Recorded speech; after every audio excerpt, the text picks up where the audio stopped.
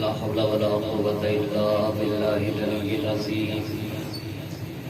أعوذ بالله من الشيطان الرجيم. بسم الله الرحمن الرحيم. الحمد لله رب العالمين. الصلاة والسلام على أشرف الأنبياء والمرسلين خاتم النبيين سيدنا ومولانا أبي القاسم محمد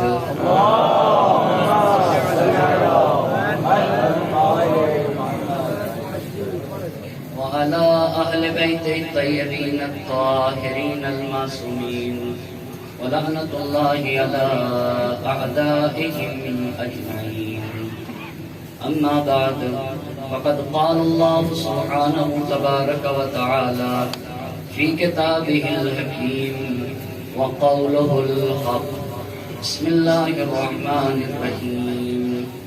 إن الله اشترى من المؤمنين أنفسهم وأموالهم بأن لهم الجنة يقاتلون في سبيل الله. صلوات على محمد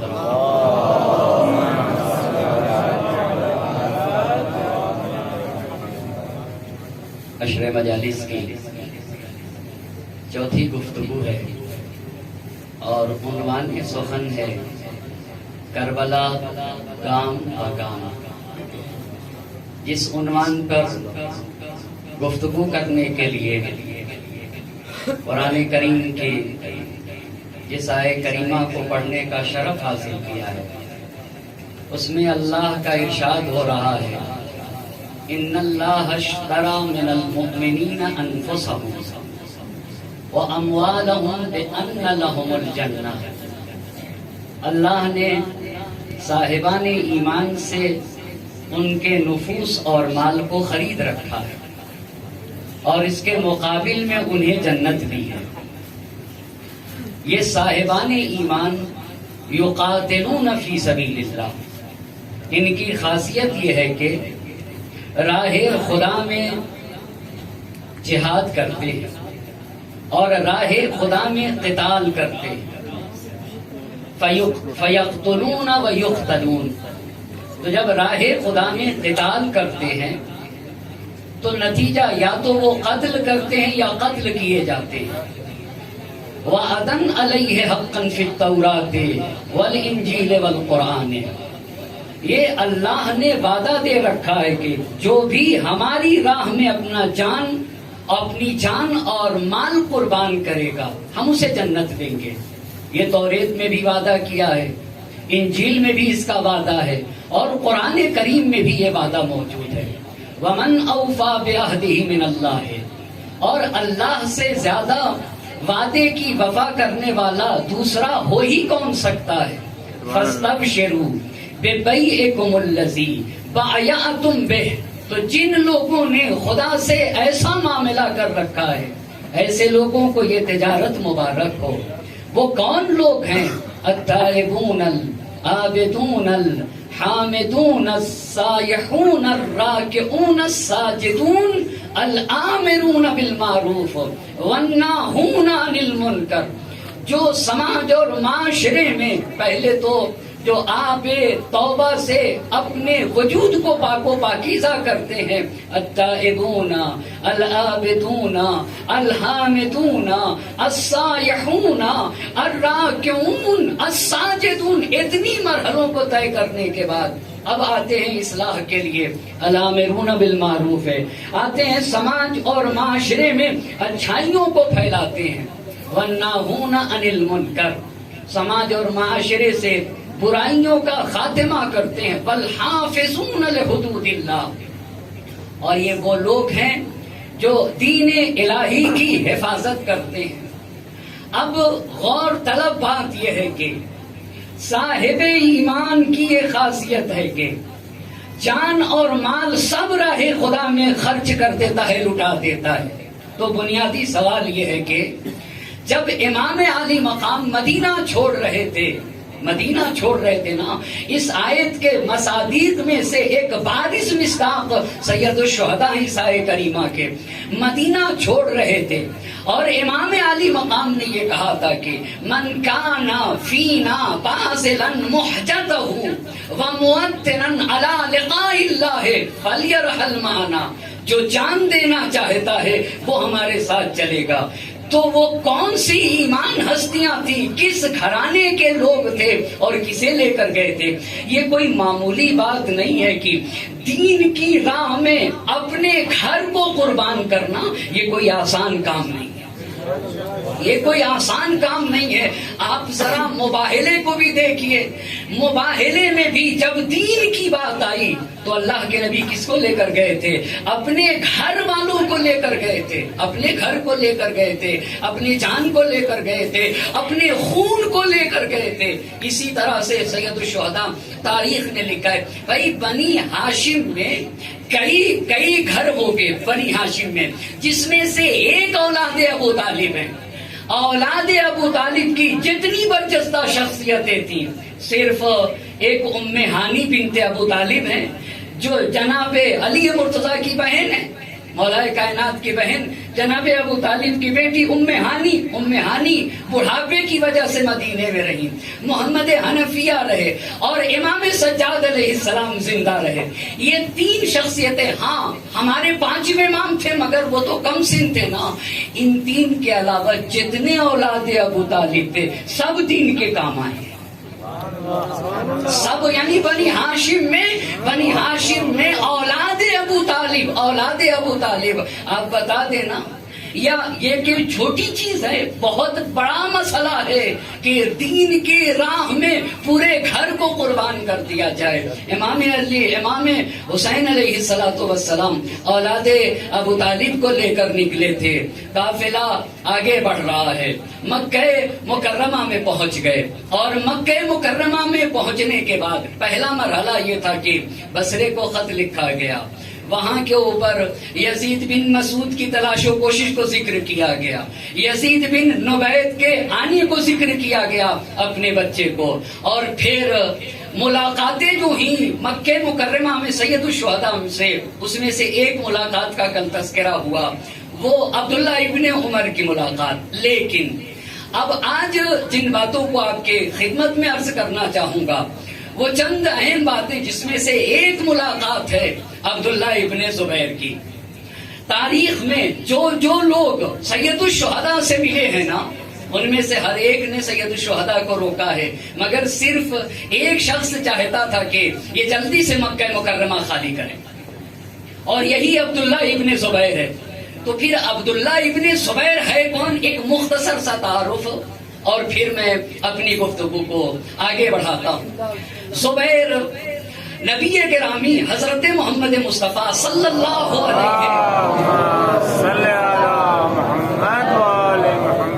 علیہ وسلم کی پھوپھی کے بیٹے کو زبیر کہتے ہیں، اور عبداللہ یہ زبیر کے بیٹے ہیں۔ تو خوب عبداللہ ابن زبیر کے باپ ہوئے، عبداللہ کے باپ ہوئے زبیر، اور عبداللہ کی ماں ہے اسماء ذات النطاقین، یہ خلیفہ اول کی بیٹی ہیں اور جناب عائشہ کی بہن ہے۔ تو عبداللہ ابن زبیر کی خالہ ہو جائیں گی جناب عائشہ، توجہ کرنے کی ضرورت ہے۔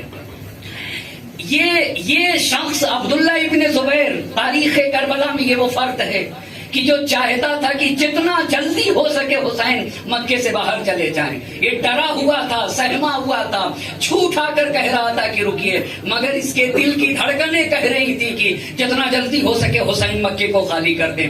کیوں؟ بہت توجہ کرنے کی ضرورت ہے، اور یہاں رک کے سوچنے کی ضرورت ہے۔ ممکن ہے ظاہری اعتبار سے کوئی دیکھے تو آپ دیکھیے دونوں لوگ مدینے سے نکلے، امام حسین بھی نکلے، عبداللہ ابن زبیر بھی نکلا، دونوں نکلے یا نہیں نکلے؟ کیوں نکلے تھے؟ امام حسین نے بھی کہا میں بیعت نہیں کروں گا، عبداللہ ابن زبیر نے بھی کہا میں بیعت نہیں کروں گا۔ امام حسین بھی مکہ گئے، عبداللہ ابن زبیر بھی مکہ گیا۔ دونوں گئے ہیں اور دونوں ظاہر تو ایسا دکھ رہا تھا کہ دونوں کو اسلام کی محبت ہے، مگر فرق کیا ہے اسے پہچاننا پڑے گا، زمانے کے گزرنے کے بعد خوب پتا چلے گا۔ عزیزان محترم، یہ جو قرآن کی آیت کہہ رہی ہے نا، اپنی جان دے کر اسلام بچانا، یہ حسین محمد اور آل محمد کے گھرانے کا کام ہے، یہ کسی اور گھرانے کا کام نہیں ہے۔ توجہ کریے گا، بڑی اہم باتیں ہیں، دو باتیں۔ اپنے کو سپر بناؤ تاکہ اسلام بچ جائے، یہ ایک گھر ہے، اور کچھ لوگ ایسے ہوتے ہیں اسلام کو سپر بناؤ تاکہ ہم بچ جائیں۔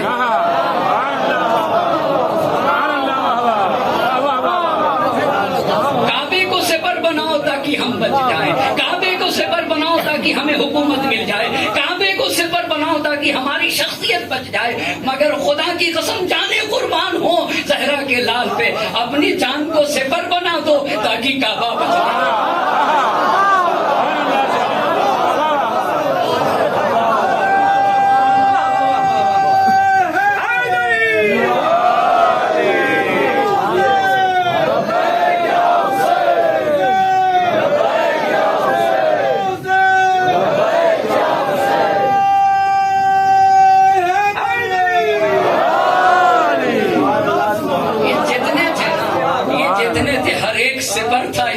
ہر ایک حسین کے ساتھ جانے والا سپر تھا۔ ہم اسلام کو صدمہ نہ پہنچنے دیں گے، ہمارا سینہ حاضر ہے، بڑا فرق ہے، اس پہ سوچنے کی ضرورت ہے۔ عزیزان محترم، کیا سکینہ یہ اسلام کے عظیم سپر کا نام ہے، ہم اپنے کو سپر بنائیں گے تاکہ اسلام بچ جائے، دین بچ جائے، قرآن بچ جائے، شریعت بچ جائے، مذہب بچ جائے۔ عزیزان محترم، یہ فرش ازاں میں بارہا کہا کرتا ہوں، یہ فرش ازاں فرش ازاں نہیں ہے، یہ کوثر حسینی ہے، یہاں پر توقف کرنے کی ضرورت ہے۔ یہ کوثر حسینی ہے، کوئی فرش ازاں پہ نہیں آتا ہے، کوثر حسینی میں آتا ہے۔ تو کوثر حسینی میں آ کے کرتا کیا؟ نہا نہا کے اپنی روحوں کو طیب و طاہر کیا۔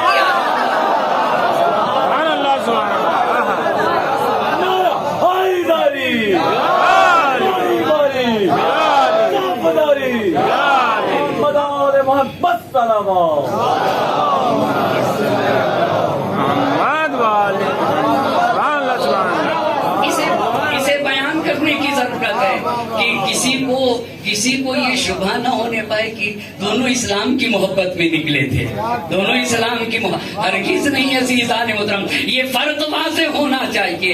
ایک وہ تھا عبداللہ ابن زبیر، صاف کہوں نا، جسے اپنے کو بچانا تھا اور کعبہ بہانا تھا، کعبے کو سپر بنایا تھا تاکہ خود بچ جائے، اسلام کو سپر بنایا تھا تاکہ اسے حکومت مل جائے، مگر زہرا کے لال نے کہا تھا کہ میں سپر بنوں گا تاکہ اسلام بچ جائے۔ کیوں مثل بڑی مشہور ہے، دیکھو، جگر جگر است، دیگر دیگر است۔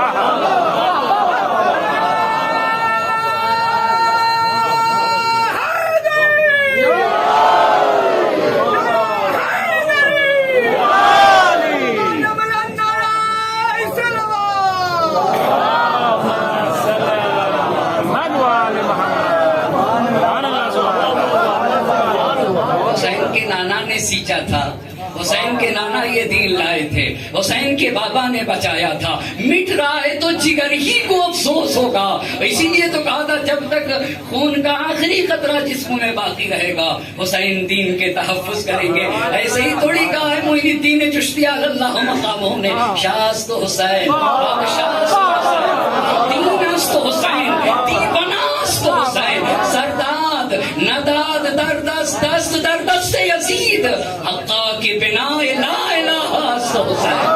قسم بالله الجبار وبمحمد المختار وبعلي الكرار وفاطمة ابنة الأطهار، نحن قوة محمدية علوية فاطمية حسنية حسينية سجادية باقرية جعفرية كاظمية رضبية جوادية تقوية عسكرية مهدوية زينبية لندركة. لبيك يا حسين، لبيك يا حسين، لبيك يا حسين.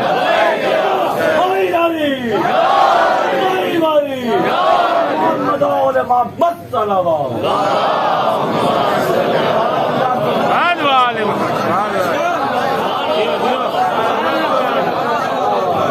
اب ایسا شخص ابھی واضح ہوگا، یہ خوب اچھی طرح سے واضح ہوگا، اسے ہر فرد کو بتانا ہوگا. ہماری ذمہ داری ہے پہچانوائے جائے فرق کیا ہے، کیسے لوگ ڈھکے چھپے رہتے ہیں نا، ان کے چہرے پہ پڑے ہوئے پردے کو ہٹانا چاہیے. آئیے یہ شخص آ کر کہہ رہا تھا، یہ شخص آ کر امام حسین سے مکہ مکرمہ میں کہہ رہا تھا، آقا مجھے پتہ نہیں، معلوم نہیں ہے کہ آخر ہم لوگوں نے لوگوں کو کیوں چھوڑ دیا اور ان کے سروں سے اپنے ہاتھ کیوں اٹھا لیے. حکومت کا حق تو ہمیں ہے، توجہ کریے گا، حکومت کا حق ہمیں نہ بنی امیہ کو. آپ یہ بتائیے آپ کیا کرنا چاہتے ہیں؟ عبداللہ ابن زبیر حسین سے پوچھ رہے ہیں آپ کیا کرنا چاہتے ہیں؟ تو امام علی مقام نے کہا کہ کوفے میں میرے شیعہ ہیں، اشراف اور بزرگان کوفے نے مجھے خط لکھا ہے، میں کوفہ جانا چاہتا ہوں اور اللہ سے خیر کا طالب ہوں. اب سنیے گا، فوراً عبداللہ ابن زبیر بولا کہ اگر میرے بھی شیعہ ہوتے کوفہ میں اور میرے بھی بلانے والے ہوتے تو میں ہرگز اس امر سے منصرف نہ ہوتا، میں بھی چلا جاتا، مگر فوراً ڈر گیا. توجہ کریے گا، کیوں؟ اس لیے کہ یہ بات تو بتا رہی، ہاں جلدی آپ جائیے، یہ تو یہی نا بھئی یہ جملہ کیا اگر میرے ہوتے شیعہ تو میں چلا جاتا، ہرگز منصرف نہ ہوتا. یعنی آپ تشریف لے جائیے، یہ دلالت التزامی بالدلالت الالتزامیہ، یہی تو مفہوم تھا اس کا. آپ لیکن فوراً ڈرا کہ کہیں میں متہم نہ ہو جاؤں. توجہ کرنے کی ضرورت ہے، کہیں میں متہم نہ ہو جاؤں. تو کہا اگر آپ یہاں قیام کریں تو بہتر ہے، مگر خدا کی قسم ضمیر کو، آواز کو پڑھنے والا حسین خوب سمجھ رہا تھا، خوب سمجھ رہا تھا. بس ایک مرتبہ کہا کہ ان ابی حدثنی، توجہ کرنے کی ضرورت ہے، ان ابی حدثنی ان بمکہ کبشا بہ تستحل حرمتها. توجہ کریے گے، میں نے پہلے یہ جملہ کہہ دیا نا، کچھ لوگ کعبہ کو سپر بناتے ہیں تاکہ خود بچ جائیں، کام میرے والد نے اور خوب چن کے امام علی علیہ السلام کا نام لیا. ذرا امام حسین کو پہچاننے کی ضرورت ہے. کیوں مولا کی حدیث سنائی؟ کیوں مولا کی حدیث؟ اس لیے کہ جنگ جمل کا بانی یہی ہے، جنگ جمل کا بانی یہی ہے. اپنے باپ کو پھسلا کے لانے والا یہ، اپنی خالہ کو تیار کرنے والا.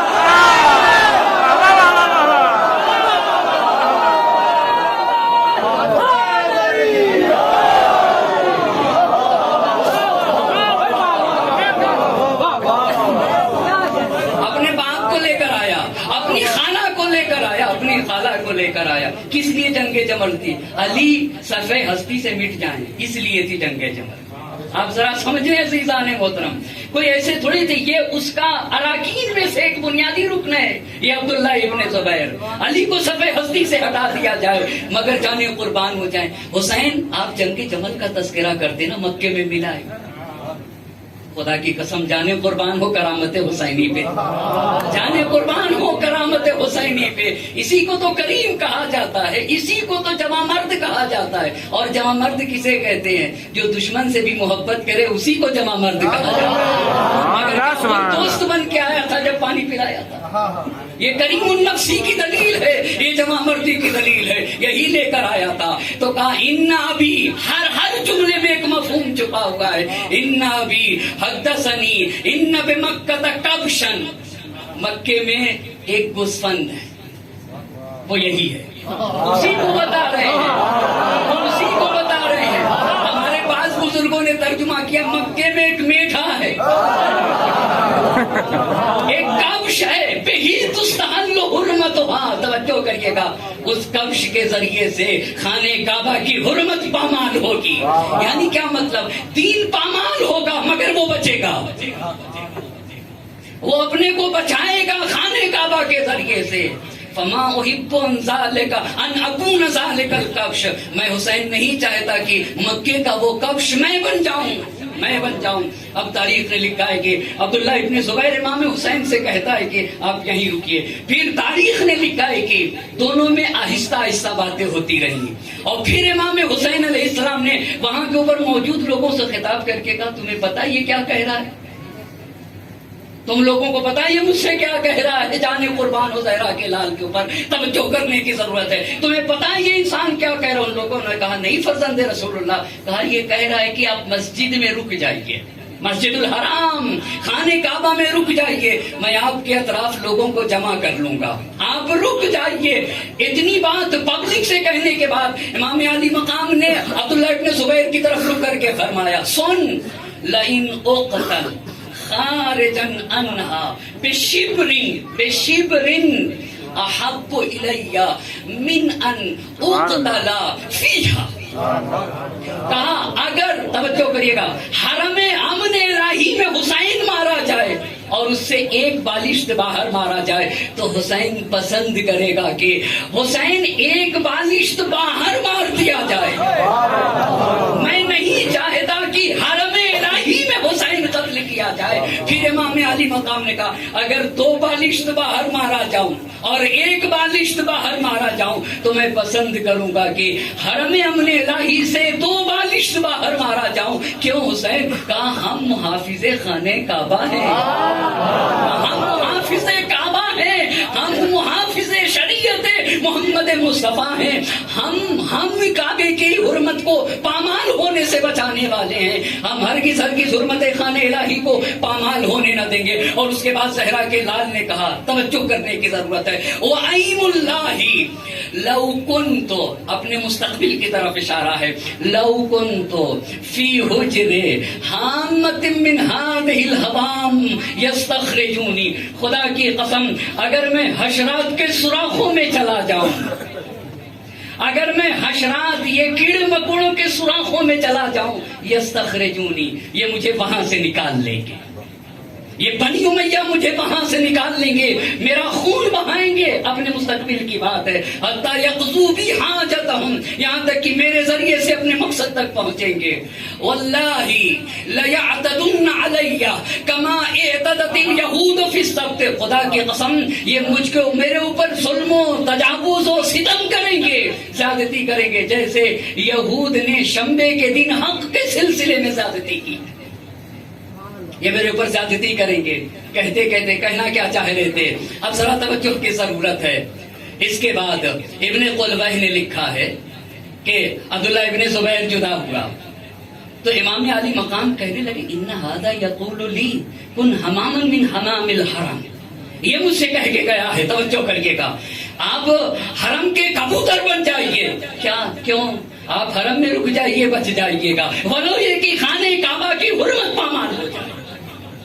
یہ مجھ سے کہہ رہا ہے خدا کی قسم لئن اقتل فبینی وبین الحرم باع، اگر میں قتل کر دیا جاؤں اور میرے اور حرم کے درمیان میں باع، اس کو کہتے ہیں باع، اتنا فاصلہ ہو تو میں اسے پسند کرتا ہوں اس بات سے کہ میں قتل کیا جاؤں اور حرم اور میرے قتل کے درمیان 1 بالشت کا فاصلہ ہو. جتنا دور مارا جاؤں اتنا میں زیادہ پسند کرتا ہوں. پھر امام نے کہا لئن ادفن بشاط الفرات احب الی من ان ادفن بفناء الکعبہ. اگر میں فرات کے نہر فرات کے کنارے دفن کیا جاؤں تو میں اسے پسند کرتا ہوں اس بات کے مقابل میں کہ صحن کعبہ میں مجھے دفن کر دیا جائے. میں اسے پسند کرتا ہوں کہ مجھے صحن کعبہ میں دفن کر دیا جائے. اور پھر امام علی مقام نے کہا لئن اقتل بالطف، اگر مجھے کربلا کے میدان میں طف میں قتل کیا جائے تو یہ مجھے پسند ہے اس بات سے کہ من ان اقتل بالحرم، مجھے حرم میں. یہ بار بار کیوں؟ یہاں سے یہ فلسفہ سمجھ میں آئے گا کہ کیوں امام علی مقام اتنا عظیم، جس کو عبادت سے عشق ہو، جس نے 1 رات کی مہلت اس لیے لی تھی تاکہ اللہ کی عبادت کر سکے. حج کے 2 دن بچے ہیں، 2 دن بچے ہوئے ہیں. حسین اگر 2 دن رک جاتے تو کیا ہوتا؟ مگر جانے قربان ہو جائے، ہم حج کو چھوڑ دیں گے مگر دین الہی کی حرمت کو پامال نہیں، ہم حج کو چھوڑ دیں گے. یہ عظمت حسینی ہے.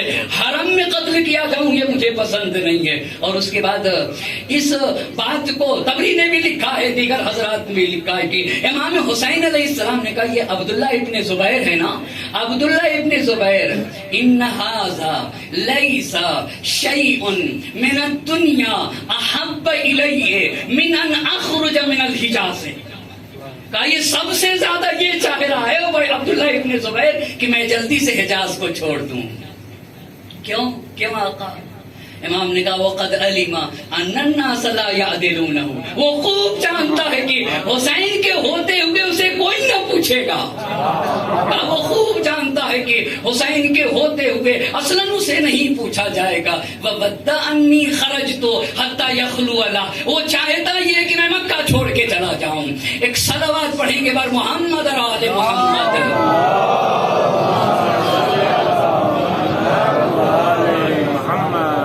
کتنی عظیم بات ہے, خدا کی قسم مجھے یاد آ رہے ہیں جوش کے ان اشعار کو میں بیان ضرور کرنا چاہوں گا.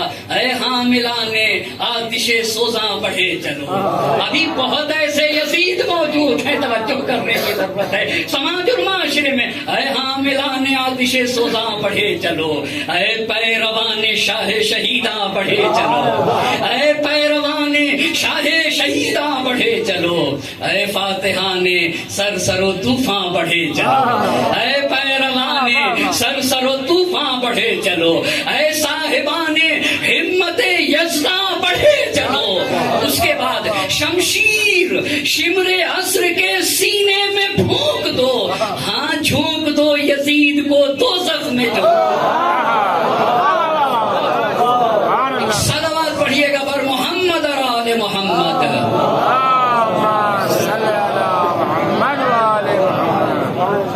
میرے امام نے کہا تھا نا, اب میں جلدی سے اس عبداللہ ابن زبیر نے کیا ہے تاریخ میں تاکہ بات واضح ہو سکے. اب توجہ کریے گا, سن 64 ہجری ہے, 3 ربیع الاول ہے, 2 مرحلے میں 13 سال تاریخ میں ایک ہی وقت میں 2 حاکم رہے ہیں.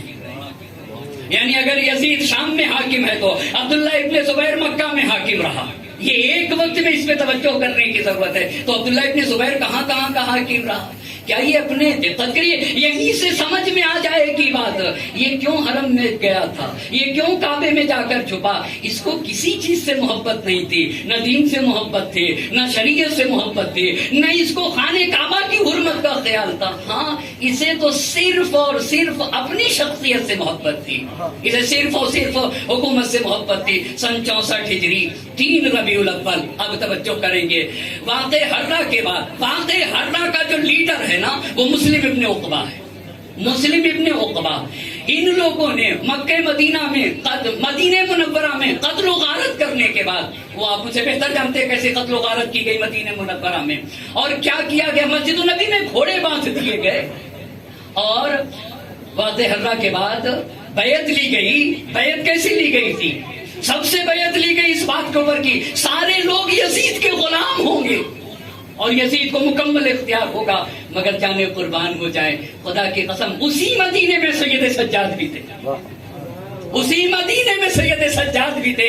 قتل ہونے کے بعد بھی حسین شہید ہو گئے, مگر یزید اتنا ڈرا تھا کہ اس حکم سے امام علی مقام کو استثناء کیا گیا. اس حکم سے امام سجاد علیہ السلام کو استثناء کیا گیا کہ اس حکم سے استثناء ہے. غارت کرنے کے بعد مسلم ابن عقبہ اپنی فوج کو لے کر مکے چلا. کیوں مکے گیا تھا؟ مکے کیوں گیا تھا؟ تاکہ عبداللہ ابن زبیر بیٹھا ہوا ہے نا, عبداللہ ابن زبیر کو قتل کیا جائے. مسلم ابن عقبہ اب جب مدینے سے مسلم ابن عقبہ چلا ہے تو تاریخ میں لکھا ہے کہ محرم سن 64 ہجری میں راستے ہی میں مر گیا. یہ مسلم ابن عقبہ جو واقع حرہ کا کمانڈر تھا, مدینے میں قتل و غارت کرنے کے بعد جب مکہ مکرمہ چلا تاکہ عبداللہ ابن زبیر کو قتل کر دیا جائے, مکے ہی میں مر گیا. مدینے میں معاف کریے گا راستے ہی میں مر گیا محرم سن 64 ہجری میں. مگر مرنے سے پہلے حسین بن نمیر, ہم لوگ حسین بن نمیر کہتے ہیں اسی لیے میں یہ بھی اسی لیے, وگرنہ میں نے دیکھا کہ لکھا ہوا حسین بن نمیر, بولو یہ کہ یہ حسین سعد سے ہے, لیکن چونکہ ہماری زبان میں زیادہ تر حسین بن نمیر کہا جاتا ہے اس لیے میں حسین بن نمیر ہی کہوں گا. ایک صلوات پڑھتے بر محمد اور آل محمد. صلوات اب توجہ کرنے کی ضرورت ہے. تو اس نے مسلم ابن عقبہ نے حسین بن نمیر سے کہا کہ اس کو، کیونکہ یزید نے اسے نصیحت کی تھی کہ اپنے بات کے لیے جو تم سردار لشکر بنانا حسین بن نمیر کو بنا دینا. تو اس نے حسین بن نمیر کو بنا دیا تھا مرنے سے پہلے، اور کہا تھا کہ دیکھو شام کے لوگ، شام کا حاکم جو بھی بات کہے گا اہل مکہ کے خلاف تمہیں کرنا ہوگا. اب حسین بن نمیر چلا ہے، توجہ کریے گا. جانے کے بعد اب کس لیے گیا ہے؟ کس لیے؟ چونکہ عبداللہ ابن زبیر موجود ہے. عبداللہ ابن زبیر موجود ہے. عبداللہ ابن زبیر کا خاتمہ کرنے کے لیے مکے کو گھیر لیا. مکے کو گھیرنے کے بعد مقابلہ ہوتا رہا، مقابلہ ہوتا گیا. 3 ربیع الاول، الاخبار الطوال بہترین کتاب ہے. ہاں عربی میں ضرور ہے، مگر تاریخ کی، مخدل کی نہایت معتبر کتاب، اچھی کتاب ہے. اخبار الطوال نے لکھ دیا، توجہ کریے گا. گھیر لیا مکہ مکرمہ کو حسین بن نمیر کی فوج نے. مقابلہ ہوتا گیا. 3 ربیع الاول سن 64 ہجری کو منجنیق کے ذریعے سے میرے امام نے کیا کہا تھا؟ میرے امام نے کہا تھا کہ دیکھو کعبے کی حرمت پامال نہ ہونے پائے، ایسا نہ ہو جائے کہ تم کعبے کو اپنا زیور بنا لینا، اپنے کو بچانے کے لیے ایسا ہونے نہ پائے. جانے قربان ہو زہرا کے لال پر. شادی فرات کا بھی تذکرہ کیا، طف کا بھی تذکرہ کیا، اور اپنے مستقبل کا بھی تذکرہ کیا. میں یہاں رہوں، کہیں پہ بھی رہوں، حتیٰ حشرات کے سوراخ میں چلا جاؤں، تب بھی بنی امیہ مجھے نکال لے جائیں گے، مگر تو یہیں رہے گا. تیرے وجود سے خانہ کعبہ کی حرمت پامال ہوگی. اب آ کر حسین بن نمیر نے 64 ہجری 3 ربیع الاول کو گھیرا تو کوہ ابو قبیس کے اوپر سے منجنیق کے ذریعے سے پتھر برسائے گئے. اور صرف پتھر ہی نہیں برسائے گئے، خانہ کعبہ کے اوپر آتش باری کی گئی. تو نتیجہ کیا ہوا؟ سخنا نے حسین ابن علی از مدینہ تا کربلا. ہم سے شکیل صاحب کہہ رہے ہیں کہ آپ لوگ تھوڑا پیچھے آ جائیے، ایک صلوات پڑھتے پر آگے آ جائے، ایک صلوات پڑھتے پر محمد اور آل محمد صلوات.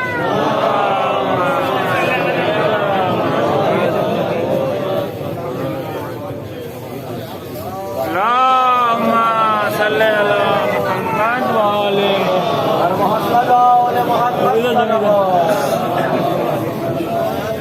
ایک اور صلوات پڑھتے پر محمد اور آل محمد.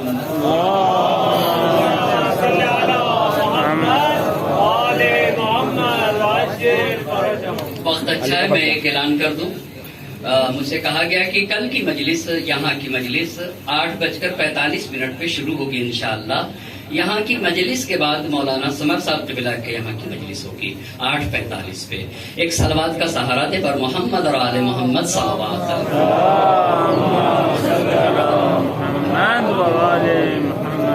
3 ربیع الاول سن 64 ہجری کو اس نے حسین بن نمیر نے منجنیق کے ذریعے سے کوہ ابو قبیس کے اوپر سے پتھر برسائے اور آتش باری کی. تو سخنا نے حسین ابن علی از مدینہ تا کربلا، آیت اللہ صادق نجمی صاحب کی نہایت بہترین کتاب ہے، قابل استفادہ کتاب ہے. ایک کلمات کی وضاحت بھی بڑی اچھی طرح سے کی ہے. جامع المدرسین کی جو دکانیں ہیں اس پہ سستی قیمت پہ بھی مل جائے گی، مگر ہاں کتاب قابل استفادہ ہے. سخنان حسین ابن علی از مدینہ تا کربلا، صادق نجمی صاحب کی اہم کتاب. اس میں آپ نے لکھا ہے کہ خانہ کعبہ کا پردہ جل گیا، خانہ کعبہ کی چھت جل گئی، حتیٰ آپ نے وہاں کے اوپر یہ بات لکھی ہے کہ وہ گوسفند جو جناب اسماعیل علیہ السلام کے بدلے سے ہوا تھا، اس کی شاخیں بھی، اس کی سینگ بھی رکھی ہوئی تھی، وہ بھی جلی. خلاصہ یہ کہ وہ کہنا چاہتے ہیں کہ خانہ کعبہ کا ایک حصہ بھی گر گیا. جنگ ہوتی رہی. 3 ربیع الاول کو اس نے پتھر برسائے تھے حسین بن نمیر نے سن 64 ہجری میں. ابھی یہ برسا ہی رہا تھا پتھر، آتش باری کر ہی رہا تھا کہ 14 ربیع الاول سن 64 ہجری، بہت توجہ کی ضرورت ہے. 3 ربیع الاول کو پتھر برسائے گئے، آتش باری کی. 14 ربیع الاول سن 64 ہجری کو اس کو پتا چلا کہ یزید واصل جہنم ہو گیا.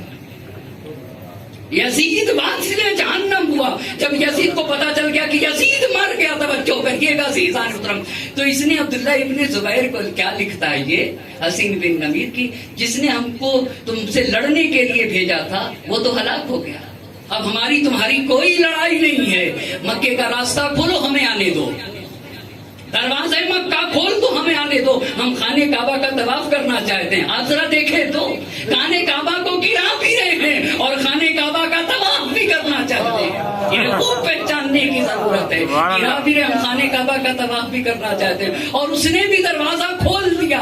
ہاں دروازہ کھل گیا، انہوں نے طواف بھی کیا یا نہیں کیا اور واپس چلے گئے. یہ پہلا مرحلہ جب حرمت خانے کعبہ کو، کس کی وجہ سے کعبہ کی حرمت پامال ہوئی؟ زہرا کا لال کہہ رہا تھا خدا کی قسم اب یہاں مجھے کہنے دیجئے، شہید مرتضیٰ مطہری رحمت اللہ علیہ نے اپنی کتاب حماس حسینی میں لکھا ہے کہ، اور انہوں نے تو قرآن کی آیت پڑھ دی ہے اور آیت کے ذکر سے استنباط کرتے ہوئے لکھا ہے کہ جب اللہ نے فرشتوں سے کہا تھا کہ آدم کا سجدہ کر لو، تو اس میں سے کہا تھا کہ کیا ہم ایسے کا سجدہ کریں کہ جو زمین پر خون بہائیں گے؟ نحن نقدس لک، ہم تو آپ کی تقدیس و تحلیل کرتے ہیں، ہم ایسے کا سجدہ کریں. تو آواز قدرت آئی، انی عالم ما لا تعلمون، جو میں جانتا ہوں وہ تم نہیں جانتے. اور وہیں پہ شہید مرتضیٰ رحمت اللہ علیہ نے لکھا ہے کہ خدا کی قسم مدینے میں بہت ایسے لوگ تھے جو عقلائے عالم تھے، مگر ان کو شیشے میں وہ باتیں نہ دکھ رہی تھی جو کیچڑ میں حسین دیکھ رہے تھے.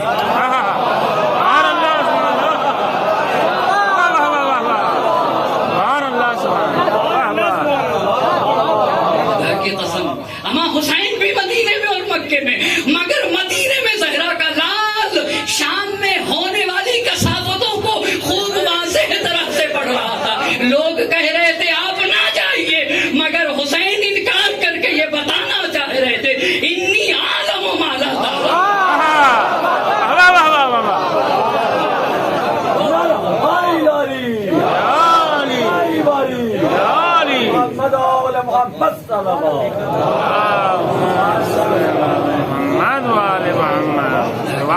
انی عالم ما لا تعلمون. جب یہاں تک لے کر آیا تو بات کو روک کے اسے ضرور کہوں گا. ابراہیم آیتی علی اللہ مقامہ، بررسی تاریخ عاشورہ، بڑی پیاری کتاب ہے، مختصر مگر معارف کا سمندر ہے. جس نے سمندر کو، معارف کے سمندر کو کوزے میں سمویا ہے نا، وہ ابراہیم آیتی ہیں. جگہ جگہ شہید مرتضیٰ مطہری کہتے ہیں کہ آیتی دوستم آیتی ان طور گفتے، دوستم آیتی ان طور گفتے، دوستم آیتی ان طور گفتے. جب میں نے مطالعہ کیا تو میں نے کہا آخر یہ آیتی کون ہے جس کی بار بار شہید مرتضیٰ مطہری کہتے ہیں کہ دوستم آیتی ان طور گفتے، آیتی ان طور گفتے، آیتی ان طور گفتے. میں تو یہ کہتا ہوں مجھے تو آیتی سے عشق ہے، جتنی کتابیں ملے سب لے لیجیے، جتنی کتابیں ملے آیتی ابراہیم آیتی کی سب لے لینا چاہیے. انہوں نے بڑی پیاری بات لکھی ہے، کہا دنیا کے حکمراں اپنے پیغام کو پتھر پہ لکھتے ہیں، کوئی تختی پہ لکھتا ہے، کوئی کاغذ پہ لکھتا ہے، مگر زہرا کے لال نے نہ پتھر پہ لکھا، نہ تختی پہ لکھا، نہ کاغذ پہ لکھا. توجہ کریے گا عزیزان محترم، بڑے دنیا کے بادشاہوں نے اپنے پیغام، میری اتنی بیویاں تھیں، اتنا مال تھا، اتنی جائیداد ہے، مگر کا پتھر پہ لکھا. وہ سمجھ رہے تھے کہ پتھر باقی رہے گا، پیغام بھی باقی رہے گا. کہا خاک کے ملبوں میں سب ڈھک گیا، خاک کے ملبوں میں سب ڈھک گیا. مگر زہرا کے لال نے کہا کہ اگر اپنا پیغام پتھر پہ لکھتا ہوں تو پتھر توڑ دیے جائیں گے، خاک کے ملبے میں ڈھک دیا جائے گا. اگر تختی پہ لکھتا ہوں تو تختی توڑ دی جائے گی، اگر کاغذ پہ لکھتا ہوں تو کاغذ پھاڑ دیا جائے گا. تو میں اپنا پیغام، اور پھر کہتے کہ حسین نے جان بوجھ کر اپنا پیغام روشنائی سے نہیں لکھا ہے، اپنا پیغام کسی سے نہیں لکھا. کہا ایسی روشنائی سے لکھا ہے جو کبھی نہ مٹے. وہ کون سی؟ کہا خون سے لکھا ہے، خون سے اپنا پیغام. اور کہا جان بوجھ کر اپنا پیغام خون سے لکھا، اس لیے کہ خون کا رنگ اتنا مستحکم ہوتا ہے جو کبھی مٹتا ہی نہیں ہے، کبھی مٹتا نہیں ہے. ابھی بات کہنے سے پہلے اس بات کو وہ کہتے جب دو قبیلے عہد و پیمان باندھتے تھے اور انہیں بتانا ہوتا تھا کہ یہ عہد و پیمان کبھی نہیں ٹوٹنے والا ہے، تو خون لاتے تھے ایک ظرف میں رکھ کے، اور دونوں لوگ اپنے ہاتھ کو اس خون میں ڈالتے تھے اور ہاتھ رنگین ہوتا تھا. یہ اس بات کی علامت ہوتی تھی کہ ہم میں جو عہد و پیمان ہے نا یہ کبھی ٹوٹنے والا نہیں ہے، یہ کبھی ختم ہونے والا نہیں ہے۔ تو زہرا کے لال نے جان بوجھ کر اپنا پیغام خون سے لکھا، یہ ان کے الفاظ ہیں، جان بوجھ کر خون سے لکھا، اور جان بوجھ کر تختی پہ نہ لکھا، پتھر پہ نہ لکھا، کاغذ پہ نہ لکھا، نہ لکھا زہرا کے لال نے تاکہ کوئی تختی نہ توڑ سکے، کوئی کاغذ نہ پھاڑ سکے، اور کوئی پتھر ملبوں میں دفن نہ کر سکے۔ تو آج کیوں ہر گھر میں وہی استقامت کی بات ہے، وہی عزت کی بات ہے، وہی کرامت کی بات ہے، اسی طہارت کی بات ہے؟ یہ پیغام پہنچا کہاں سے؟ موت فی عز خیر من حیات فی ذل۔ ذلت کی زندگی سے عزت کی موت بہتر ہے۔ الموت اولا من رکوب العار والعار اولا من دخول النار الا ترون ان الحق لا يعمل به وان الباطل لا يتناهى عنه ليرغب المؤمن في لقاء الله حقا حقا اني لا ارى الموت الا سعادا ولا الحیات مع الظالمین الا برما۔ وہ زندگی نہیں جہاں سالم اور حسین ایک ساتھ جیے۔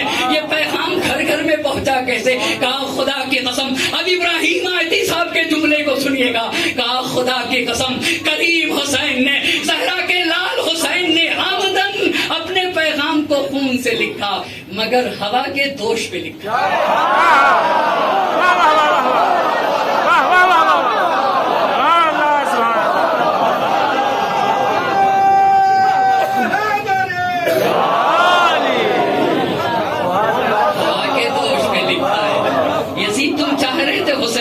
جائے گا بے درد کے حسرت کو نکلتے نہیں دیکھا، کاغذ کی کبھی ناؤ کو چلتے نہیں دیکھا، ظالم کو کبھی پھولتے پھلتے نہیں دیکھا، ٹھوکر ہے یہ وہ جس سے سنبھلتے نہیں دیکھا، وہ تخت ہے کس قبر میں، وہ تاج کہاں ہے، اے خاک بتا زور یزیدہ۔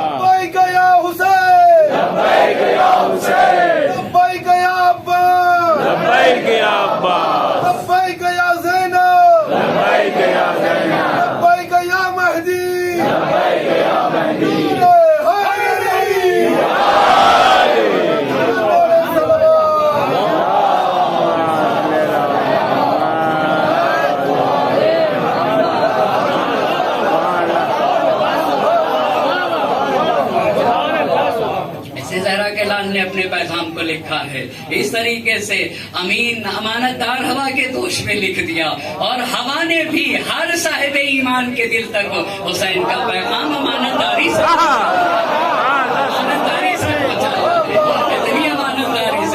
دنیا کہاں تختی پہ لکھا ہوتا تو سوچتے مٹا دیتا، ہاں کسی کاغذ پہ لکھا ہوتا تو پھاڑ دیتے، مگر جانے قربان ہو جائے زہرا کے لال پہ تو چلایا اس نے سن 64 ہجری اور 14 ربیع الاول۔ یہ سب بھی یاد رکھنے کی ضرورت ہے کون کب واصل جہنم ہوا ہے، 14 ربیع الاول سن 64 ہجری کو۔ دوسرا یاد رکھیے گا، شہادت حسین کے بعد 13 سال میں دو مرتبہ خانہ کعبہ پہ حملہ ہوا، ایک سن 64 ہجری میں، دوسرا سن 73 ہجری۔ سن 73 ہجری جب حجاج ابن یوسف ثقفی اور عبد الملک بن مروان حاکم ہے، حجاج بن یوسف ثقفی کو بھیجا گیا۔ کیوں بھیجا گیا تھا؟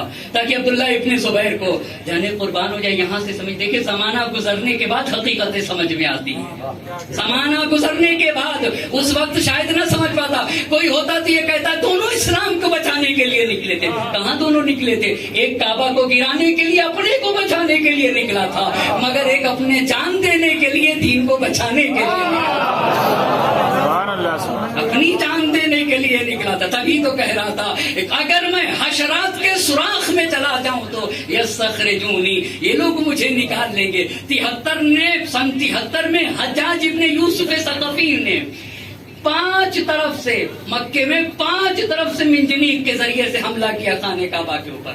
5 طرف سے، ایک طرف سے نہیں، پتھر برسائے. اور 73 میں تو حد ہو گئی. یہ عبداللہ ابن زبیر جا کر خانہ کعبہ کے اندر چھپ گیا. خانہ کعبہ کے، اور 73 میں یہ مارا گیا ہے. یہ 73 کے اندر مارا گیا. اس میں بعض مورخین نے لکھا ہے کہ پورا کعبہ ویران ہو گیا. بھئی جلنے کی بات تو دور کی ہے کہ پردہ کعبہ جل جائے، خانہ کعبہ کی چھت جل جائے، اس لیے کہ وہ بھی تو لکڑی کی ہے، چھت جل جائے، دیگر چیزیں، دیگر وسائل جل جائیں. تاریخ نے تو یہاں تک لکھ دیا کہ اس کی وجہ سے پورا خانہ کعبہ ویران ہوا. خانہ کعبہ ویران ہوا. زہرا کے لال سمجھاتے جا رہے تھے کہ دیکھو تمہاری وجہ سے حرمت کعبہ پامال نہ ہو پائے، مگر متوجہ نہ ہوا تو یہ ہے کون عزیزان محترم. خلاصہ تو کروں اس کا تاکہ بالکل بات واضح ہو سکے. میرے ایک دوست نے کہا کہ آپ نتیجہ بھی اور زیادہ واضح کر کے کر دیا کریں. ایک صلوات پڑھتے بار محمد اور آل محمد صلی اللہ.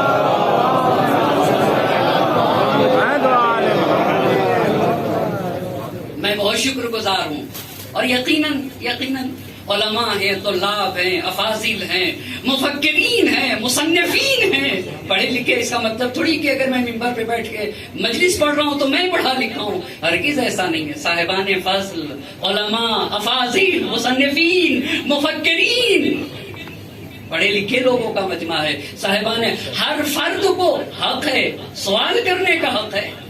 یہ قوم کی مجلسوں کا معیار رہا ہے. ہم نے اپنے ابتدائی دور میں دیکھا یہاں یہ معیار ہے ہمارے قوم کی مجلسوں کا، تاکہ یہ معیار قائم رہنا چاہیے کہ ہر کوئی آ کر ہر بات ممبر سے نہ پڑھے.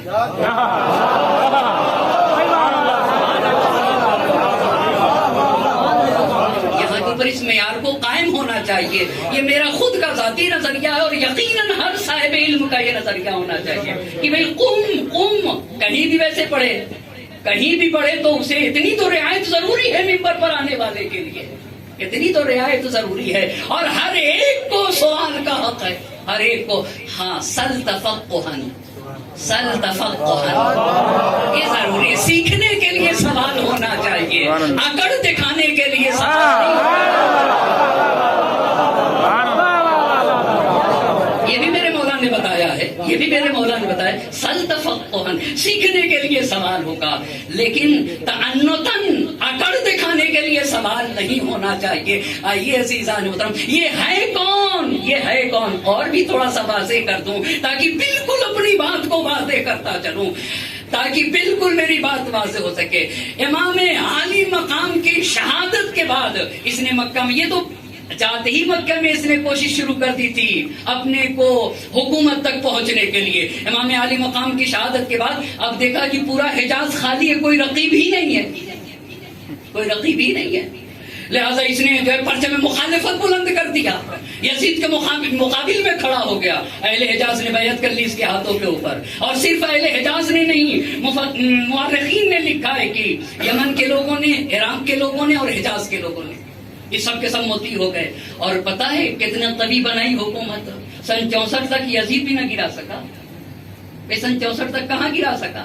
سن 64 کے بعد دیگر اموی حکمراں سن 73 تک وہ بھی نہ گرا سکے، وہ بھی نہ گرا سکے. اتنی قوی، یہ پہلی بات. اور یہ تھا کون؟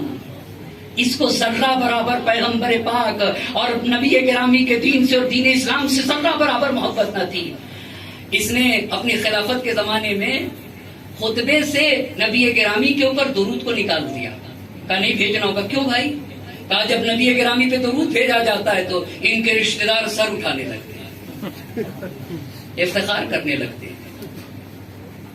اللہ نے انہیں یہ شرف دیا ہے، کیوں نہیں افتخار کریں؟ اللہ نے انہیں شرف دیا ہے، کیوں نہیں افتخار کریں؟ کیوں نہ ان کے گھر والے سر اٹھانے لگتے ہیں، سر اٹھانے لگتے ہیں. یہ کر دیا.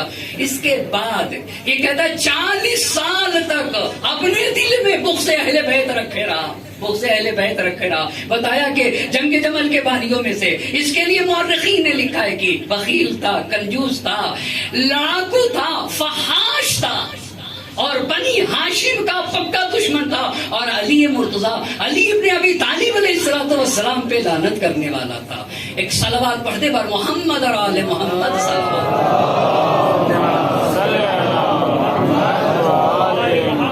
یہ پہلا جو ظاہر روک رہا تھا، ظاہراً روک رہا تھا، مگر یہ چاہ رہا تھا، اس کے دل میں یہ بات تھی کہ جتنا جلدی ہو سکے حسین مکے کو خالی کرتے.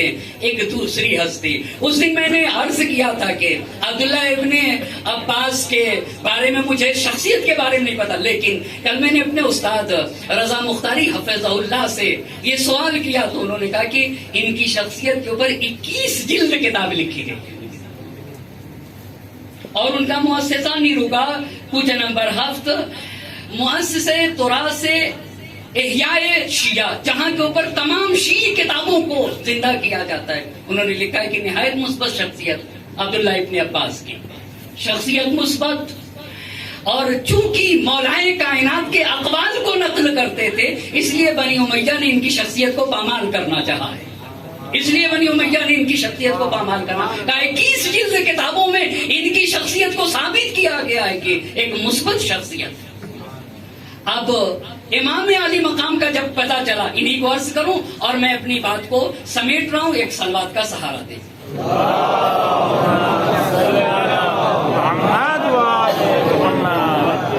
عبداللہ ابن عباس آ گئے.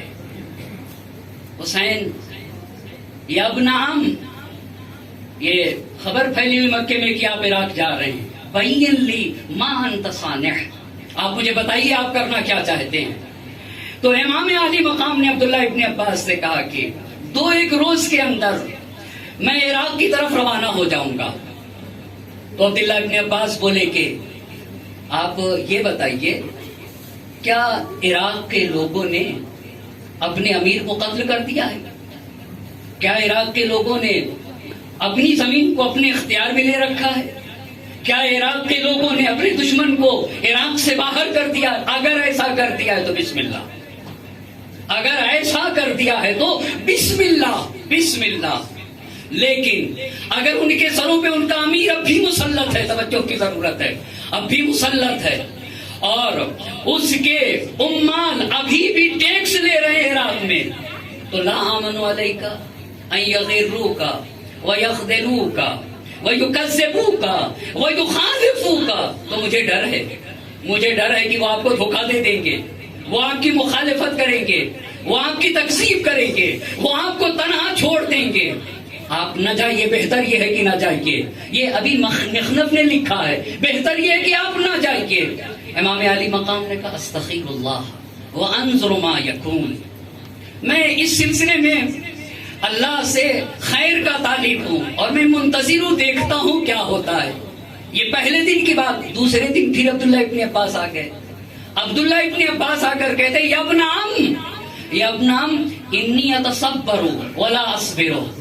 صبر کرنا چاہ رہا ہوں، یعنی تظاہرے بھی صبر کر رہا ہوں، لیکن صبر نہیں ہوتا. وَإِنِّي أَتَخَوَّفُ عَلَيْكَ فِي هَذَا الْوَجْهِ الْهَلَاكَ وَالِاسْتِعْصَالَ. یا ابن عم مجھے ڈر ہے اس راستے میں، آپ کی بابت مجھے خوف ہے. میں ڈر رہا ہوں کہ کہیں آپ ہلاک نہ ہو جائیں، آپ دنیا سے چلے نہ جائیں. والاستئصال، آپ کے بچوں کو اسیر نہ کر لیا جائے، گرفتار نہ کر لیا جائے. وَإِنَّ أَهْلَ الْعِرَاقِ قَوْمٌ غُدُرٌ. کہا اہل عراق تو پیمان شکن لوگ ہیں، یہ تو وعدے کی وفا کر کے، یہ تو وعدہ کر کے وعدے کو توڑ دیں گے. آپ ان کی بات کے اوپر بالکل اعتماد نہ کریے. آپ تو اہل حجاز کے سردار ہیں، آپ مکہ اور مدینہ کی محترم فرد ہیں، آپ اسی مکے میں رہیے، آپ یہی قیام پذیر ہوئیے. اور پھر عبداللہ ابن عباس نے سید الشہداء سے کہا اگر آپ مکے سے جانا چاہتے تو یمن تشریف لے جائیے. ابن عباس یمن کیوں تشریف لے آئے؟ فَإِنَّ بِهَا حُصُونًا وَشِيَابًا وَهِيَ عَرْضٌ عَرِيضَةٌ طَوِيلَةٌ وَلِأَبِيكَ بِهَا شِيَّةٌ وَأَنْتَ عَنِ النَّاسِ فِي عُزْلَةٍ. کہا کہ وہاں محکم مضبوط قلعے ہیں، وہاں درے ہیں، وہاں کھاٹیاں ہیں، اور بڑی وسیع و عریض زمین ہے، بڑی وسیع و عریض زمین ہے. آپ کے والد کے چاہنے والے وہاں کے اوپر موجود ہیں، اور آپ لوگوں سے دور دراز رہ کے وہاں سے اپنے آپ کو محفوظ رہ سکتے ہیں. وہاں سے لوگوں کو اپنی بیعت کی طرف دعوت دیجیے گا. اس میں آپ محفوظ رہیں گے، اس میں آپ محفوظ رہیں گے. توجہ کرنے کی ضرورت ہے. عبداللہ ابن عباس نے کہا اس میں آپ محفوظ رہیں گے. امام علی مقام نے کہا یا ابن ام واللہ انی لأعلم انک ناصح مشفق، مجھے پتا ہے کہ آپ خیر خواہ ہیں، آپ شفیق ہیں، مجھے سب کچھ پتا ہے. ولکنی ازمعت واجمعت علی المصیر، میں نے تو جانے کا ارادہ کر رکھا ہے. یہی پہ شہید مرتضیٰ مطہری رحمۃ اللہ علیہ نے کہا عقلائے عالم حسین سے کہہ رہے تھے نہ جائیے، مگر زہرا کے لال کی دوربین نگاہیں شام میں ہونے والی کثافتوں کو دیکھ رہی تھی. اور پھر ایک عجیب بات کہی میرے امام نے، اسے عرض کروں. اور اب آہستہ آہستہ منزل اپنی قریب ہو رہی ہے، کوفے والوں کو خبر ہو رہی، اور ایک شیعہ علی کے گھر میں تجمع ہوا، وہاں کے اوپر بیعت لی گئی، حسین کو خط لکھا گیا. اسے بھی عرض کر کے آہستہ آہستہ مصائب کی طرف چلا جاؤں گا. امام علی مقام نے ایک جملہ کہا لا یدعونی لا یدعونی لا یدعونی، یہ لوگ مجھے چھوڑیں گے نہیں. حتی یستخرجونی، یہ لوگ نکال لیں گے مجھے. یستخرجو العلقۃ من جوفی، میرے خون کو میرے وجود سے نکال ڈالیں گے. اور اگر انہوں نے اذا فعلوا، اگر انہوں نے ایسا کیا تو سلط اللہ علیہم من یذلہم، اللہ ان کے اوپر ایسے کو مسلط کر دے گا جو انہیں ذلیل و رسوا کرے گا. اور کیسے ذلیل و رسوا ہوں گے؟ بہت معذرت کے ساتھ، اگر امام علی مقام نے یہ جملہ ارشاد نہ فرمایا ہوتا تو میں بھی آپ کی خدمت میں عرض نہ کرتا. حتی یکونوا اذل من فرام المرأة. میں اپنے گاؤں کی دیہات کی ایک مثال دوں بہت معذرت کے ساتھ. کوئی ٹوائلٹ کرنے جائے اور ڈھیلا لے لے اور ڈھیلے سے اپنے فضلے کو صاف کر کے ڈھیلا پھینک دے. اس ڈھیلے کی کیا حیثیت ہے؟ میرا مجمع مجھے بتائے گا. اس ڈھیلے کی جس میں کثافت لگی ہوئی ہے اس کی کیا حیثیت ہے؟ کہا اگر تم نے حسین کا ساتھ نہ دیا تو تمہاری مثال اسی ڈھیلے کی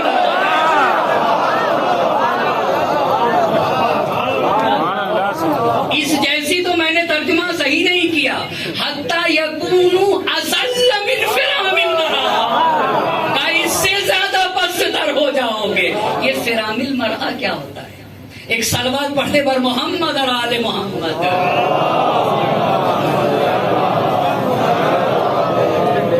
میری بات انشاءاللہ کی باتیں ہو گئی. صاحبان علم کا مجمع میں اسے توضیح نہ دے سکوں گا، میں اپنی بات کو پہنچا سکا. مگر ماہانہ عادت میں خاتون جو کپڑا رکھتی ہے خلیص خون کے لیے اسے فرام المرأة کہا جاتا ہے. کہاں اگر حسین کو چھوڑا گیا تو لوگ ویسے ہو جائیں گے، اس سے بھی پست ہو جائیں گے جتنا وہ گندا اور خلیص کپڑا پست ہوتا ہے، جتنا وہ خلیص اور پست کپڑا. خدا کی قسم یہ زہرا کا لال تھا، یہ حسین تھا.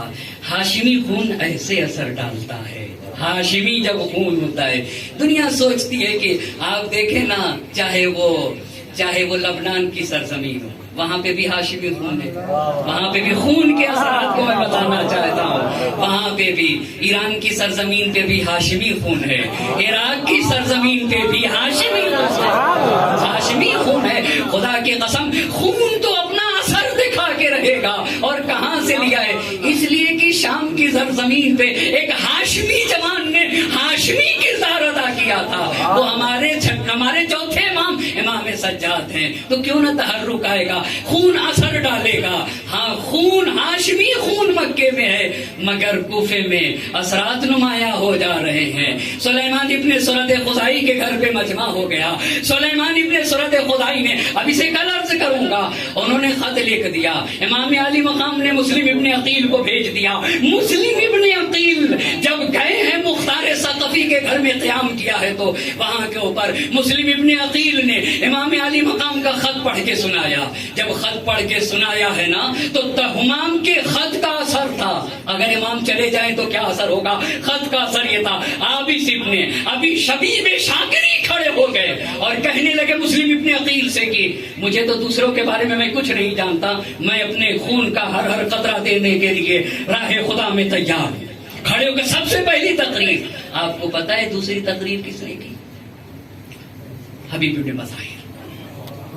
حبیب ابن مظاہر کھڑے ہو گئے, تقریر نہ کیا, عابس کی تائید کی. جو عابس کہتے ہیں وہی میرا نظریہ ہے, جو عابس کہتے ہیں وہی میرا نظریہ ہے. حبیب کون ہے؟ حبیب کون ہے؟ تاکہ میں حبیب کے مصائب کی طرف چل سکوں. حبیب کہتے کسے ہے؟ بڑی عظیم ہستیاں ہیں دو. ماؤں کا بھی کیا کردار رہا ہے تاریخ میں. اگر کسی ماں نے کسی کا نام حر رکھ دیا تو وہ حر بن کے کامیاب ہوا, وہ حر بن گیا. اور اگر کسی کی ماں نے کسی کا نام حبیب رکھا تو وہ حبیب بن کے نکلا, وہ حبیب بن کے نکلا ہے. کیسا کردار رہا ہے ماؤں کا. تو حبیب کسے کہتے ہیں؟ بعض نے اکابرین تابعین میں سے لکھا ہے, بعض نے صحابی پیغمبر لکھا ہے, اور بعض نے لکھا ہے اصحاب سر امیر المومنین, اور بعض نے لکھا ہے کہ جنہیں علم بلایا اور منایا تھا اسے حبیب کہا جاتا ہے. جو آئندہ کی خبر دے دیتے تھے اسے حبیب کہتے ہیں. کوفے کا ایک واقعہ ہے اور یہیں سے جڑ جاؤں گا. کیا مقام ہے؟ حبیب کو حسین نے خط لکھا ہے, حبیب کو حسین نے خط لکھا ہے. مگر کوفے کی ایک جگہ ہے جہاں کے اوپر بنی سات جمع ہوتے تھے, وہاں پہ میثم تمار کھڑے تھے اپنا گھوڑا لیے ہوئے. اتنے میں حبیب آ گئے. تاریخ نے لکھا ہے کہ حبیب اور میثم تمار دونوں اتنا قریب ہوئے کہ دونوں کے گھوڑے کی گردنیں ایک دوسرے سے ٹکرا رہی تھی. اور حبیب نے میثم تمار سے کہا کہ میں ایک ایسے انسان کو دیکھ رہا ہوں کہ جس کے سر کے اوپر بال کم ہیں اور جس کا پیٹ نکلا ہوا ہے, مگر عمرو بن حریث کے گھر کے سامنے, عمرو بن حریث کے گھر کے سامنے اسے سولی پہ چڑھایا جائے گا. یہ حبیب کہہ رہے ہیں میثم تمار سے, اور اس کے پہلو کو زخمی کیا جائے گا اور اس کی زبان پھر کاٹ لی جائے گی, زبان کاٹ لی جائے گی تاکہ نبی اور آل نبی کے فضائل کو بیان نہ کر سکے. تو میثم تمار بولے کہ میں ایک ایسے انسان کو دیکھ رہا ہوں کہ جس کی کھال سرخ, جس کی کھال سرخ, جس کے دو گیسو ہیں, اور وہ نصرت حسین کے لیے قیام کرے گا. اسے کربلا میں قتل کر دیا جائے گا, مگر اس کا سر کوفے میں پھرایا جائے گا, اس کا سر کوفے میں پھرایا جائے گا, اس کا سر. یہ دونوں بات کر کے جدا ہو گئے. اتنے میں رشید ہجری آ گئے. رشید ہجری نے پوچھا کہ بھائی میثم تمار کا پتہ ہے, حبیب ابن مظاہر کا پتہ ہے؟ تو ان لوگوں نے کہا کہ ابھی وہ لوگ تھے ایسی ایسی باتیں کر رہے تھے. تو رشید ہجری نے کہا میثم تو ایک بات کہنا بھول گئے, ایک بات کہنا بھول گئے.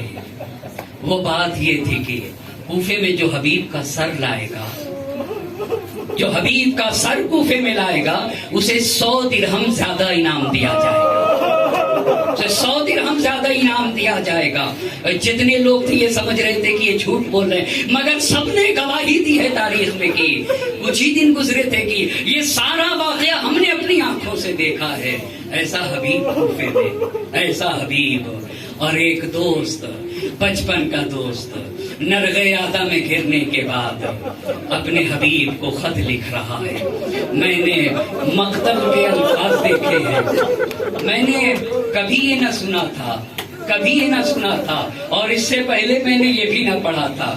حبیب جب جانے کو تھے, میں اپنی جگہ کے اوپر عرض کروں گا, ان کی اہلیہ نے ایک شرط لگائی تھی, میرے آقا کے پاس جانا ہوگا تو میری نیابت میں بھی ایک عمل انجام دینا ہوگا. ایک مرتبہ نرغیادہ میں گھر جانے کے بعد زہرا کے لال نے خط لکھا, من الحسین ابن العلی الی الرجل الفقیہ, حسین غریب کی طرف سے ایک رجل فقیہ کی طرف, اجرکم اللہ, اللہ کسی غم میں نہ رلا. قاصد خط لے کے چلا, آ گیا دروازے حبیب کے اوپر, ایک مرتبہ دستک دی. حبیب اپنی اہلیہ کے ساتھ کھانا کھا رہے تھے. ایک مرتبہ پوچھا کون؟ کہا انا رسول الحسین الیک, میں حسین کا قاصد ہوں. ارے میرے آقا نے مجھے یاد کیا ہے, میرے آقا نے مجھے فرزند رسول نے مجھے یاد کیا، دروازہ کھولا، کیا دیکھا؟ حسین نے یاد کیا ہے، حسین کا خط تھا، آنکھوں سے لگا لیا، اپنے سر پہ رکھا، میرے آقا نے مجھے یاد کیا ہے۔ ایک مرتبہ لفافے کو کھول دیا، حبیب تم تو جانتے ہو نا رسول اللہ سے ہمارا رشتہ کیا ہے، اجرکم اللہ، اے حبیب تم ہی سب سے زیادہ ہمارے بارے میں جانتے ہو۔ حبیب ہم نر گئے آدھا میں گر گئے، ہم نر گئے آدھا میں گر گئے، اگر کچھ کر سکتے ہو ہماری نصرت کو چلے آؤ، اجرکم اللہ۔ حبیب گھر کے اندر آ گئے، ایک مرتبہ معصمہ نے پوچھا حبیب کیا بات ہے، زہرا کے لال نے یاد کیا ہے، کیا سوچتے ہو؟ ماحول پورا شوب ہے، ناقابندی ہو گئی ہے، میں کیسے حسین کی نصرت کو جاؤں؟ اتنا کہنا تھا کہ ایک مرتبہ حبیب کی بیوی کو جوش آ جاتا ہے، حبیب ارے میری چادر لے کے تم بیٹھو، میں حسین کی نصرت کو جاؤں۔ اجرکم اللہ، اللہ کسی غم میں نہ رلائے سوائے غم سید الشہداء کے، حبیب زہرا کا لال بلائے اور تم سوچ رہے ہو میری چادر اوڑھ کے تم بیٹھ جاؤ، میں حسین کی نصرت کو جاؤں گی۔ اجرکم اللہ، اللہ کسی غم میں نہ رلائے۔ حبیب نے کہا اے معصمہ میں تمہارا امتحان لے رہا تھا، مگر ہو سکتا ہے حسین بلائے اور میں حسین کی نصرت کو نہ جاؤں۔ اجرکم اللہ، اپنے غلام کو بلا لیا، کہا فلاں مقام پر گھوڑا لے کر وہاں رکے رہنا، میں کسی راستے سے ہوتا ہوا آؤں گا۔ اجرکم اللہ، غلام گھوڑے کو لے کر گیا، فلاں مقام پہ ٹھہرا ہوا تھا، حبیب نکلنا چاہ رہے تھے، وہ اب بات عرض کرنا چاہ رہا ہوں، حبیب نکلنا چاہ رہے تھے، مقتل کے الفاظ ہیں میں نے اپنی آنکھوں سے دیکھا ہے۔ ایک مرتبہ زوجہ حبیب نے کہا حبیب جاتے رہے ہو میرے آقا کی خدمت میں، لیکن اتنا کام ضرور کرنا، قدم یدیہ ورجلیہ نیابۃ عنی،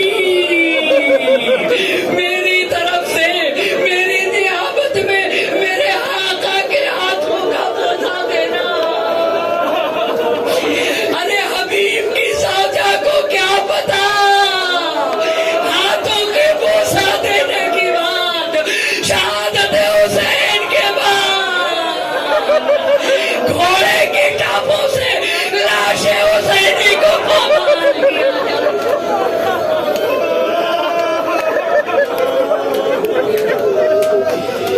اجرکم اللہ، اللہ کسی غم میں نہ رلائے، میری نیابت میں میرے آقا کے ہاتھوں کا بوسہ دینا، میرے آقا کے قدموں کا بوسہ دینا۔ غلام گھوڑا لیے کھڑا تھا، مقتل کے الفاظ ہیں، گھوڑا دانے نہ کھا رہا تھا، پانی نہ پی رہا تھا، آنکھ سے زار زار آنسو گر رہا تھا۔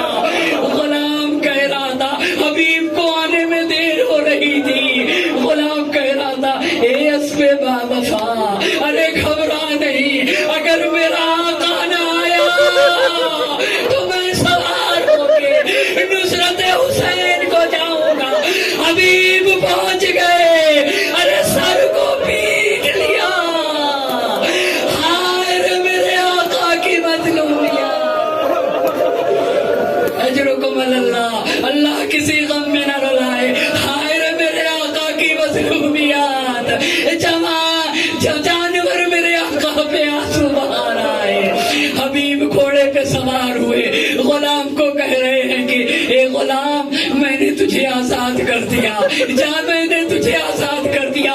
ایک مرتبہ غلام نے، بڑا معرفت غلام تھا، ایک مرتبہ غلام اپنے آقا کے قدموں پہ گر گیا، اے آقا ارے تم نے انصاف نہ کیا، اپنی خدمت لینا تھی تو مجھے اپنے ساتھ رکھا، مگر نصرت حسین میں جانا چاہتا ہوں تو تم کہہ رہے ہو آزاد کر دیا۔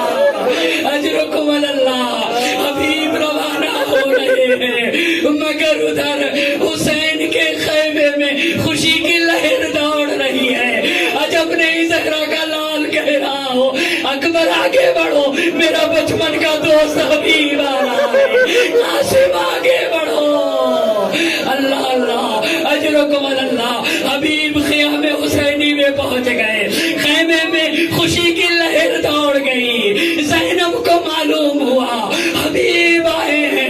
ایک مرتبہ زینب نے فضہ سے کہلوا دیا، فضہ جاؤ جا کر حبیب سے کہہ دو، ادھر تو اشقیا کی فوج در فوج آ رہی تھی، حبیب سے کہہ دو زینب تمہیں سلام کہلا رہی ہے، زینب تمہیں سلام کہلا رہی ہے۔ ارے یہ کہنا تھا، حبیب خاکے کربلا پہ بیٹھ گئے، خاکے کربلا اپنے سر پہ ڈالنے لگے، ہائے رے حسین یہ مصیبت، شہزادیاں غلام کو سلام بھیجے، اجرکم اللہ۔ اللہ کسی غم میں نہ رلائے سوائے غم سید الشہداء کے۔ عصر کا ظہر کا وقت تھا، نماز ظہر ادا کی گئی، حبیب میدان جہاد میں گئے، میدان جہاد میں لڑتے لڑتے زمین کربلا پہ جب گرے، آواز دی وعلیک السلام یا ابا عبداللہ، اے حسین حبیب کا سلام آخر قبول کریے۔ ایک حبیب کی لاشے پہ پہنچ رہا ہے، ایک مرتبہ حسین جب لاشے حبیب پر پہنچے، للہ درک یا حبیب لقد کنت فاضلا تختم القرآن فی لیلۃ واحدہ، اجرکم اللہ۔ سن نہ سکو گے اللہ کسی غم میں نہ رلائے سوائے غم سید الشہداء کے۔ جیسے ہی حسین لاشے حبیب سے اٹھے، راوی کہتا ہے بان الانکسار ولا وجیل حسین، حسین کے چہرے پہ شکستگی کے آثار۔ ارے راوی نے پوچھا حسین شکستگی کے آثار، ارے میرے بچپن کا دوست گزر گیا، مگر جب عباس گئے تو کمر تھام لی، اللہ دل کا سرازاری حسین کا بھائی چلا گیا، حسین بن بھائی کے ہو گیا۔